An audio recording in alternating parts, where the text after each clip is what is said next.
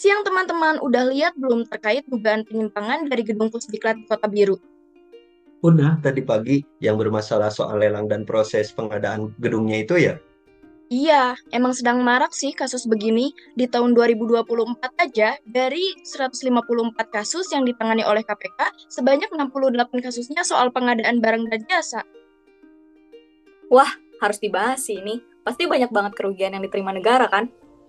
Berdasarkan audit investigasi yang telah kami lakukan terhadap kasus dugaan penyimpangan dalam pembangunan gedung Pusdiklat Kementerian ABC, dalam melakukan investigasi ini kami menggunakan pendekatan sistematis dengan menganalisis informasi berdasarkan framework 5W1H, what, who, when, where, why, dan how, serta menggunakan teori Pro-Diamond untuk memahami penyebab di balik terjadinya penyimpangan.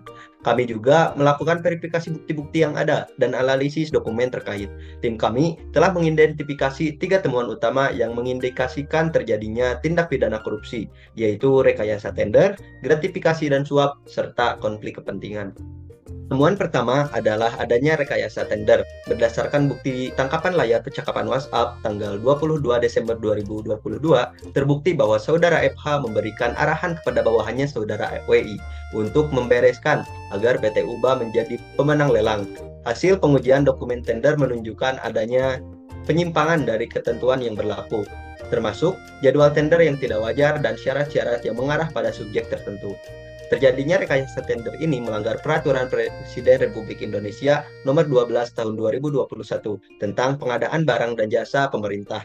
Pelanggaran yang dilakukan adalah adanya pengaturan pemenang tender serta pihak yang terlibat dalam proses tender tidak independen.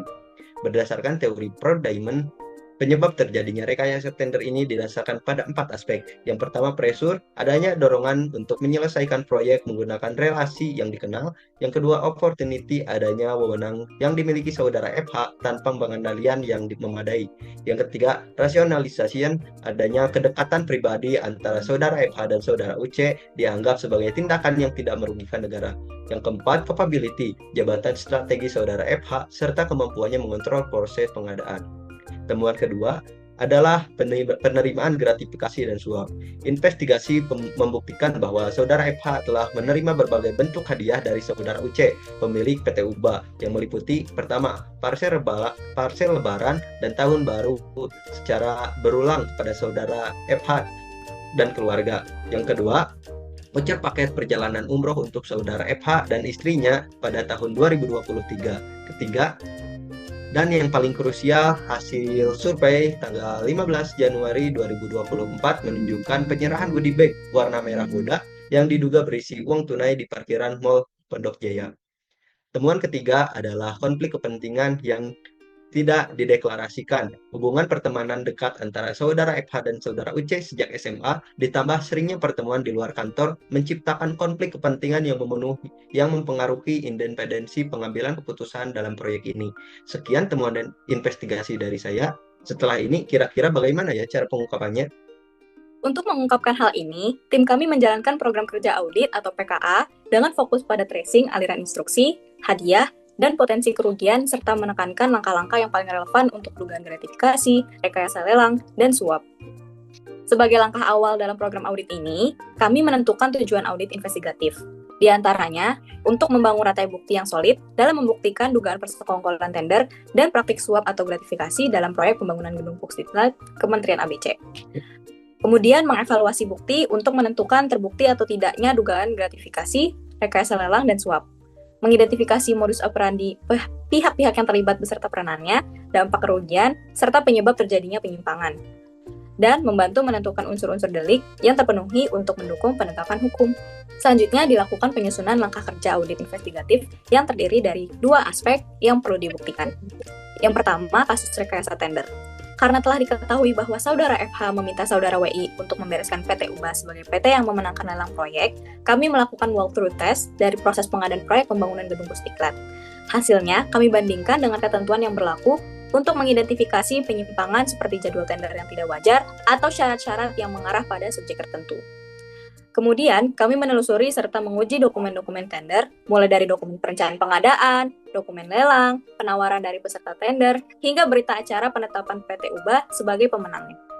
Kami juga menganalisis peserta tender melalui profil dari masing-masing tender dan membandingkan penawaran yang diberikan.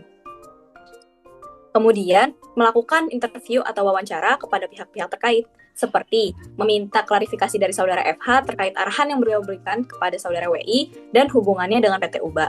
Kami juga meminta keterangan dari saudara WI mengenai arahan membereskan tender. Di akhir, kami membandingkan harga kontrak sebesar 50 miliar rupiah dengan harga pasar wajar dan estimasinya untuk pembangunan serupa. Jika ditemukan adanya penyimpangan, buat flowchart yang mencantumkan terjadinya rekayasa tender tersebut. Untuk kasus kedua, berupa kasus gratifikasi, di mana saudara FH telah diketahui sempat bertemu dengan pemilik PT UBA di suatu tempat melakukan serah terima goodie bag warna merah muda yang diduga berisikan uang dan kemudian berpisah. Kami mengumpulkan bukti terkait hubungan antara saudara FH dan saudara UC, sekaligus memverifikasi informasi pertemanan dekat mereka sejak SMA dan menelusuri catatan pertemuan di luar kantor. Kami juga memverifikasi adanya pengiriman parsel lebaran maupun tahun baru dan pemberian voucher paket travel umroh. Kemudian, untuk memverifikasi informasi pengawasan langsung pada tanggal 15 Januari 2024, kami memeriksa pengawasan atau surveillance secara detail, mengidentifikasi isi dari goodie bag berwarna merah muda tersebut yang diduga berisikan uang, serta melakukan wawancara kepada saudara FH dan saudara UC untuk meminta keterangan terkait goodie bag tersebut. Memverifikasi identitas kendaraan Fortuner milik saudara FH dengan nomor polisi B115FUL dan kendaraan Aerox milik saudara UC dengan nomor polisi B1234UBA. Terakhir, kami mengidentifikasi motif pemberian hadiah dan apa hubungannya dengan proyek pembangunan ini, serta melakukan perhitungan nilai gratifikasi yang terindikasi diterima oleh saudara FH. Flowchart kami susun karena ditemukan adanya penyimpangan untuk menggambarkan bagaimana rekayasa tender tersebut terjadi. Sekian penjelasan mengenai program kerja audit investigasi yang kami lakukan. Dengan hasil temuan yang ada, kira-kira apa ya yang harus dilakukan setelah ini? Laporan hasil audit investigasi. Berdasarkan temuan ini, kami menyimpulkan bahwa unsur pidana korupsi terpenuhi. Selain itu, terdapat prinsip dan juga etika yang dilanggar dalam proses pengadaan barang dan jasa pemerintah. Sesuai dengan SCI, menurut IAPI, dapat disimpulkan telah terjadinya penyimpangan barang dan jasa khususnya dalam penunjukan PT UBA sebagai pelaksana proyek pembangunan gedung Pusdiklat. Hal ini tentu melanggar Perpres nomor 12 tahun 2021 mengenai pengadaan barang atau jasa yang dibuktikan dengan chat WhatsApp dari saudara FH kepada bawahannya untuk mengatur hasil pemenang lelang. Ditemukan adanya hubungan kedekatan pribadi antara saudara FH dan saudara UC selaku pemilik PT UBA, di mana menimbulkan konflik kepentingan. Hubungan ini tidak pernah dideklarasikan secara formal dan terbukti mempengaruhi independensi dalam pengambilan keputusan terkait pelaksanaan proyek. Terdapat indikasi saudara FH menerima gratifikasi dari saudara UC dalam bentuk parsel lebaran, voucher perjalanan umroh, dan juga pemberian uang dalam bentuk goodie bag. Pemberian tersebut berkaitan langsung dengan pelaksanaan proyek gedung Pusdiklat sehingga memenuhi unsur gratifikasi sebagaimana yang dimaksud dalam pasal 12B Undang-Undang Nomor 20 Tahun 2001 tentang tindak pidana korupsi. Berdasarkan fakta dan bukti yang telah diperoleh, dugaan tindakan pidana korupsi dalam kasus ini memiliki dasar hukum yang cukup untuk ditindaklanjuti kepada aparat penegak hukum. Tim kami merekomendasikan langkah-langkah berikut kepada atasan saudara FH dan pimpinan Kementerian ABC. Yang pertama, melaporkan dan menyerahkan hasil audit investigasi ini kepada aparat penegak hukum, menonaktifkan sementara saudara FH dari jabatannya, melakukan pemeriksaan kepegawaian terhadap saudara FH dan juga pihak internal lainnya yang terlibat sesuai dengan peraturan pemerintah nomor 94 tahun 2021 tentang disiplin pegawai negeri sipil, melakukan audit teknis dan keuangan lanjutan, memperkuat sistem pengendalian intern dan juga memperbaiki prosedur pengadaan barang atau jasa termasuk gratifikasi, meningkatkan integritas dan juga kepatuhan ASN melalui program pendidikan anti korupsi. Nah, itu tadi ringkasan audit investigatifnya. Gimana menurut kalian? Kasus kayak gini jadi pengingat sih soal pentingnya transparansi dalam proses pengadaan. Iya, baru satu proyek aja udah segitu parahnya.